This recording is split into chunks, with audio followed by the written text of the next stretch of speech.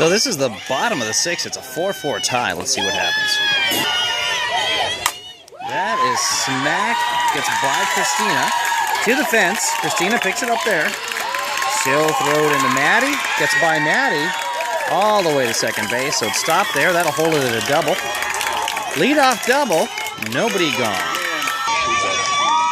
So pinch runner in there at second base. Laid down, picked up, thrown to first, and caught. And she falls off the bag, and the run comes in for the lead. And runner still going. Runner keeps going to third.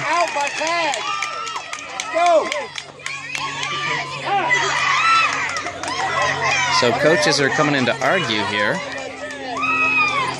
saying the runner was tagged at third, or at first, off the base.